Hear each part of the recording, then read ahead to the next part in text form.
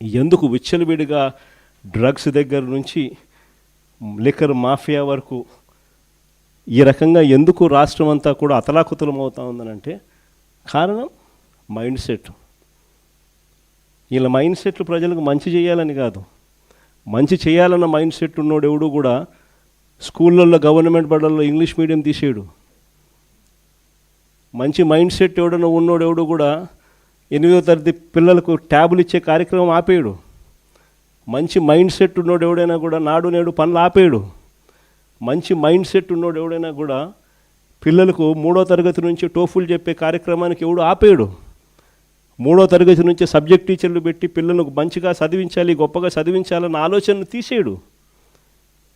వీళ్ళ mind set సరిగ్గా లేదు కాబట్టే ఇవన్నీ కూడా ఆగిపోయాయి. వీళ్ళ మైండ్ సెట్ సరిగ్గా లేదు కాబట్టే రైతులకు ఈరోజు ఏ ఒక్కరికి కూడా గిట్టుబాటు ధరలు రాని పరిస్థితి.